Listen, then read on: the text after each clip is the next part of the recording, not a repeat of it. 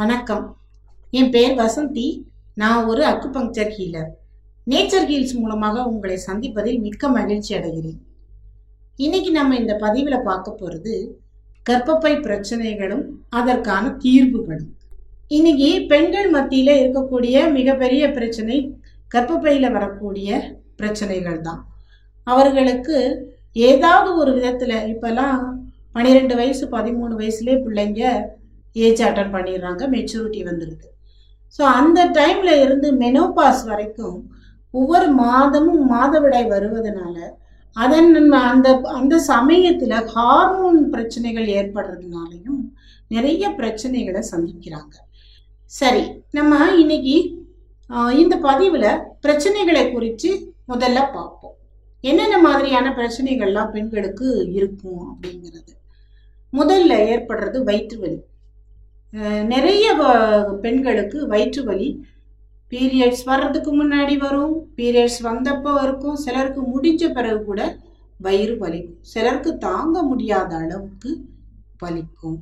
அது போக குறைவான இரத்த வெளிப்பாடு இருக்கும், அதாவது பிளட் ரொம்ப குறைவாக வெளியே போகிறது, இல்லைன்னா ஓவர் ப்ளீடிங் இருக்கிறது. இந்த மாதிரி பிரச்சனைகளை சந்திப்பாங்க.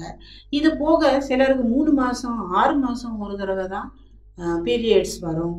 மெனோபாஸ் டைமில் இருக்கிற விமன் சிலருக்கு ஒரு மாதத்தில் 4 தடவை பீரியட்ஸ் வரும். அதுவும் ஓவர் ப்ளீடிங்காக இருக்கும். அவங்களுடைய இந்த இது ஹீமோகுளோபின் அளவு குறைஞ்சிரும். 4க்கு போனவங்கெல்லாம் இருக்காங்க, 3 4 தாங்க முடியாமல் ஆனவங்க, அந்த பிரச்சனைகளை தாங்க முடியாமல் யூட்ரஸை ரிமூவ் பண்ணவங்க நிறைய பேர்.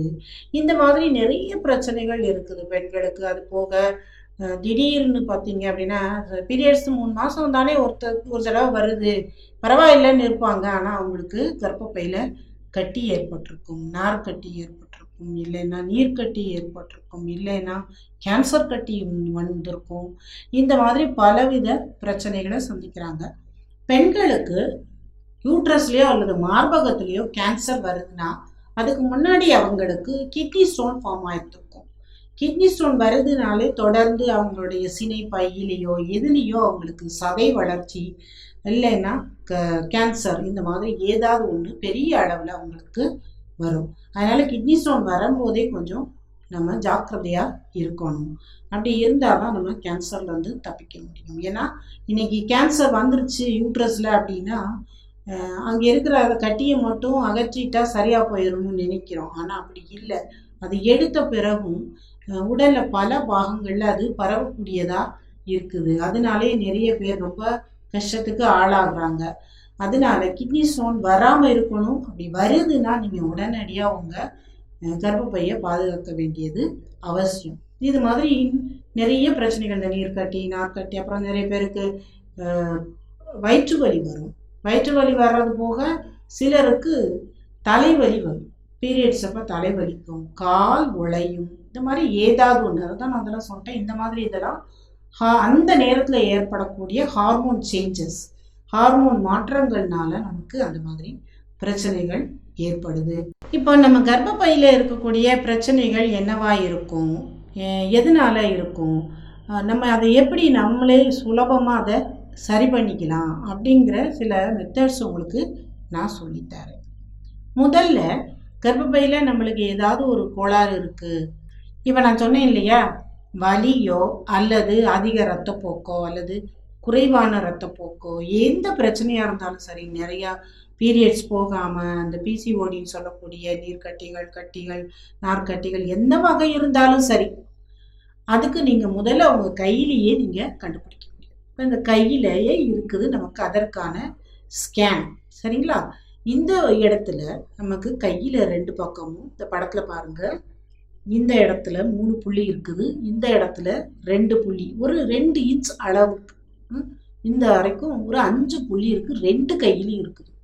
இந்த புள்ளியை நீங்கள் அழுத்துனீங்க அப்படின்னா எங்கேயோ உங்கள் கர்ப்பப்பையில் ஏதோ ஒரு, அதாவது யூட்ரஸில் இல்லைன்னா ஓவரியில் எதுலேயோ உங்களுக்கு பிரச்சனை இருக்குது அப்படின்னு அர்த்தம். இந்த இடத்துல நீங்கள் அழுத்தி பார்க்கும்போது. அது போக இந்த இடத்துல 8ஆம் நம்பர் தைராய்டு பாயிண்ட் இருக்குது, இது 8 நம்பர் 8. இதில் நீங்கள் அழுத்துனீங்க அப்படின்னா ரொம்ப வலி ஏற்படும். இந்த ரெண்டுலையும் நீங்க அழுத்தி பார்த்துட்டீங்க, இல்ல இந்த கையில வலி இல்லை அப்படின்னா இந்த கையில நீங்க பார்க்கலாம். இந்த கையில அதே மாதிரி புள்ளிகள் இருக்கு. நீங்க அழுத்தமா கட்டை விரலை கொண்டு நல்லா அழுத்தமா பார்த்தீங்க அப்படின்னா அதுல உங்களுக்கு வலி இருந்தது அப்படின்னா கண்டிப்பா உங்களுக்கு கர்ப்பப்பையில ஏதோ ஒரு பிரச்சனை இருக்கு, ஹார்மோனல் இம்பேலன்ஸ் இருக்குது, ஏதோ ஒண்ணு இருக்குது, இல்ல உங்களுக்கு ரத்த சோகை இருக்கிறதுக்கு வாய்ப்பு இருக்குது. இந்த மாதிரி ஏதாவது ஒரு பிரச்சனை இருக்கிறதுக்கு வாய்ப்பு இருக்குது. நீங்க இந்த இடத்துலயே இங்க 3 புள்ளி, இங்க 2 புள்ளி, அப்புறம் இங்க 1 புள்ளி, 6 புள்ளியிலையும் நீங்க காலையிலையும் மாலையிலையும் உங்க இரைப்பை காலியா இருக்கும்போது, அதாவது சாப்பிட்டு 2 மணி நேரம் ஆயிருக்கணும். அப்படி ஆயிருக்கும் போது நீங்க இதை அழுத்தி நல்லா ப்ரெஷர் கொடுங்க. ஒவ்வொரு புள்ளியிலையும் 1 to 2 மினிட்ஸ் கொடுக்கணும். 2 நிமிஷம் வரைக்கும் இதை நீங்க நல்லா அழுத்தலாம். உங்களுக்கு இது என்ன புள்ளின்னு தெரியலன்னா கூட பரவாயில்லை, இந்த இடத்துல வலிக்குதா, அது கர்ப்பப்பை சம்பந்தப்பட்ட பிரச்சனை இருக்கு அப்படின்னு சொல்லி அர்த்தம். ஸோ இந்த இடத்துல அழுத்துங்க. இந்த தைராய்டு புள்ளியவும் அழுத்துங்க. 2 கையிலையும் அழுத்தணும். இந்த கையில வலி இல்லை, இந்த கையில வலி இருக்கு அப்படின்னா 2 கையிலையுமே அழுத்தணும். அப்பதான் நமக்கு பிரச்சனை சரியாகும். இந்த மாதிரி நீங்க அழுத்த ஆரம்பிச்சிட்டீங்கன்னா 3 நாளைக்கு அப்புறம் இது நல்லா வேலை செய்ய ஆரம்பிக்கும். ஸோ இதை நீங்க செய்யணும். அப்புறம் ஒரு 2-3 அக்குபங்க்சர் புள்ளி உங்களுக்கு நான் சொல்றேன். ஒன்று SP6ங்கிற புள்ளி. இந்த படத்துல பாருங்க, நம்ம உள் கண்கால் மூட்டுக்கு மேல 3 இன்ச் தூரத்துல ஒரு புள்ளி இருக்குது. 2 கால்லையுமே இருக்கு. எந்த காலில் வேணா செய்யலாம். உங்களுடைய வலது கை ஆள்காட்டி விரல் நுனியை வச்சு ஒரு 5 நிமிஷம் பட்டும் படாம தொட்டுக்கிட்டே இருக்கணும். இப்படி தொட்டுக்கிட்டே செஞ்சுட்டே வந்தீங்கன்னா, அதாவது ஆண்களுக்கும் சரி பெண்களுக்கும் சரி எந்த விதமான இனப்பெருக்க உறுப்புகள்ல இருக்கக்கூடிய பிரச்சனைகள் எல்லாவற்றையும் சரி செய்யக்கூடிய ஒரு புள்ளி. இந்த புள்ளியை நீங்க தொடர்ந்து கொடுத்துட்டு வரலாம். அப்புறம் கர்ப்பப்பையில கட்டி இருக்கக்கூடிய பெண்களுக்கு ஒரு 3 புள்ளி நான் சொல்லுறேன். அந்த புள்ளி நீங்க கொடுத்தீங்கன்னா அதோட கூட இந்த ப்ரெஷர் கொடுக்கறது, இன்னும் நான் சொல்ல போற விஷயங்கள்லாம் நீங்க தொடர்ந்து செஞ்சீங்கன்னா உங்களுடைய கர்ப்பப்பை கட்டி கரையும். அதாவது இந்த படத்துல பாருங்க, இந்த இடத்துல நெற்றியில இந்த புருவத்துக்கு மத்தியில மேல ஒரு புள்ளி இருக்குது. இந்த புள்ளியும் ஒரு 5 நிமிஷம். அப்புறம் நம்ம உள் கணுக்கால் மூட்டு ஓரமா நம்ம காலை முன்புறமா மடிக்கிறப்ப ஏற்படக்கூடிய அந்த டானா ஷேப்ல, அந்த டானா எண்டுல நீங்க ஒரு புள்ளியை பாக்குறீங்க. அது SP5ன்னு சொல்லக்கூடிய ஒரு புள்ளி. இதுவும் கட்டியை கரைக்கிறதுக்கு கொடுக்குற புள்ளி. இது அடைப்புகள் எங்கு இருந்தாலும் நீக்கிவிடும். அதாவது நம்ம கட்டி கர்ப்பப்பையில இருக்குன்னா அது எதையாவது அடைச்சிட்டு தான் இருக்கும், சரியா பீரியட்ஸ் வராது. அதனால இதை கொடுத்தீங்க அப்படின்னா அடைப்புகள் எல்லாத்தையுமே நீக்கிறோம்.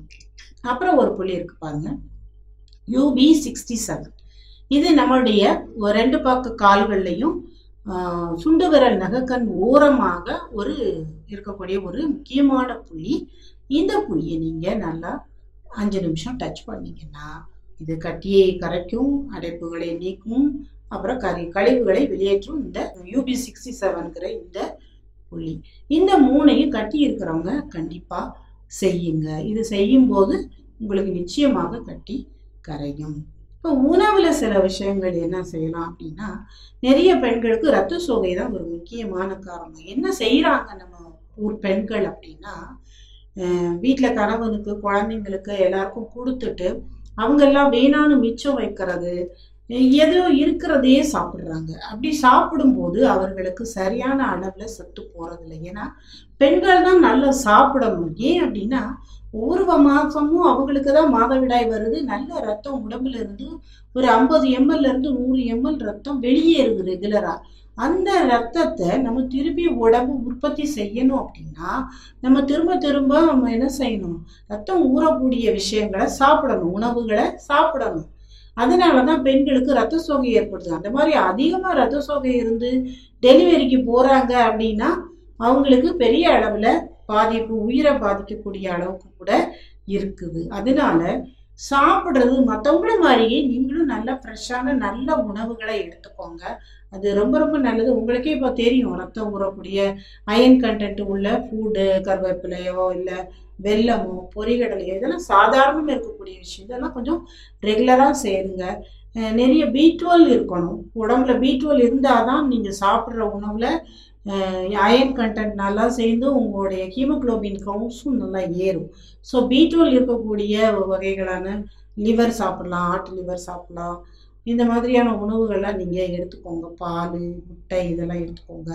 அப்படி எடுத்தீங்கன்னா தான் உங்களுக்கு அந்த ரத்த சோகை வராமல் இருக்கும். இது பெண்கள் கண்டிப்பாக கவனத்தில் எடுத்துக்கணும். உணவு ரொம்ப ரொம்ப முக்கியம். அப்புறம் நான் சொன்னேன், இந்த UB67 ஒரு புள்ளி சொன்னேன் இல்லையா உங்களுக்கு. அந்த புள்ளி ஒரு சுகப்பிரசவத்திற்கான ஒரு புள்ளி. டெலிவரி பெயின் வந்த பிறகு நீங்கள் தொடர்ந்து, அதாவது 8 மாதம் முடிவில் இருந்து நீங்கள் டெய்லி ஒரு தடவை கொடுக்க ஆரம்பிக்கலாம். அப்படி கொடுத்துட்டே 5 நிமிஷம் நீங்கள் கொடுக்க முடியலைன்னா யாரையாவது கொடுக்க சொல்லுங்க. ஏன்னா குனிஞ்சு வயிறு தட்டும், அதனால கொடுக்க முடியாது. நீங்கள் யாரையாவது அந்த புள்ளியே தொட்டு கொடுக்க சொன்னீங்க அப்படின்னா உங்களுக்கு கண்டிப்பாக சுகப்பிரசவம் நிச்சயம். பயப்படவே வேண்டாம். உங்களை அதை சொல்லி இதை சொல்லி பயமுறுத்தினாலும் சுகப்பிரசவம் மூலம் உங்கள் குழந்தைய பெத்தெடுக்கலாம். இது உறுதி. நிறைய பெண்கள் இதை செஞ்சு சுகப்பிரசவம் ஆயிருக்கிறாங்க. இந்த UB67 புள்ளி இன்னொரு விஷயத்துக்கும் ரொம்ப முக்கியமான புள்ளி.